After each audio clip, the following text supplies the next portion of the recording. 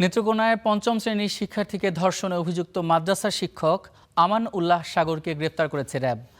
ভোর 4:30টার দিকে ময়মনসিংহের গৌরীপুর থেকে তাকে গ্রেফতার করে র্যাব 14-এর সদস্যরা। গ্রেফতারের পর তাকে ময়মনসিংহ র্যাবের কার্যালয়ে নেওয়া হয়।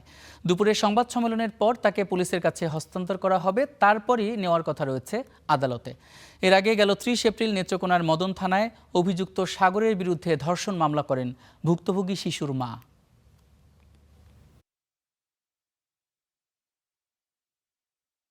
এ ব্যাপারে বিস্তারিত জানাতে জেলা পুলিশ সুপারের কার্যালয়ের সামনে থেকে যুক্ত হচ্ছেন সহকর্মী পারভেজ ইমন।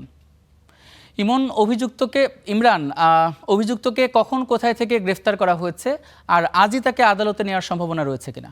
আসলে গত কয়েকদিন যাবতই সোশ্যাল মিডিয়া এবং গণমাধ্যমে প্রচারিত হচ্ছিল যে নেত্রকোনা মদন উপজেলার যে পাঁচহার গ্রামের আলোচিত যে মাদ্রাসা শিক্ষক এবং পঞ্চম শ্রেণীর শিক্ষার্থীর যে ঘটনাটি ধর্ষণের বিষয়ে যে অভিযুক্ত আমানুল্লাহ, তিনি কিন্তু বেশ কয়েকদিন যাবতই পলাতক ছিলেন।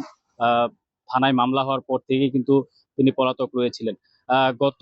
গতকালকে ভোর 4:30টার দিকে কিন্তু তাকে গৌরীপুর থেকে ময়মনসিংহের যে র্যাব 14 তারা কিন্তু তাকে আটক করেছে।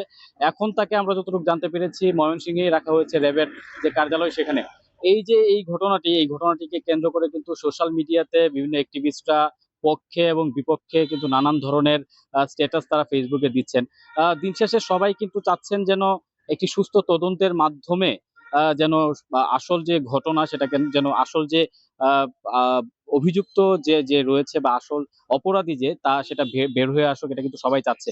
এর মধ্যে ইতিমধ্যে কিন্তু আমরা ফেসবুকে দেখেছি বেশ কিছু মিথ্যা গুজবও কিন্তু ছড়িয়েছে ডিএনএ টেস্ট সংক্রান্ত, কিন্তু এখন পর্যন্ত কিন্তু ওই ধরনের কোনো কার্যক্রম পুলিশ থেকে আহ নেওয়া হয়নি বা করা হয়নি, যেহেতু আসামি ধরা পড়েছে আজকে ভোর 4:30টার দিকে।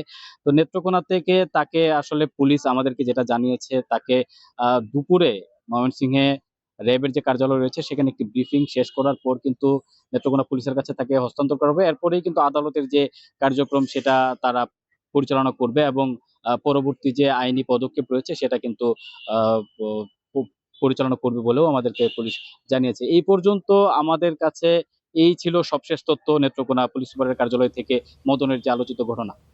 পারভেজ ইমরান, আপনাকে অসংখ্য ধন্যবাদ।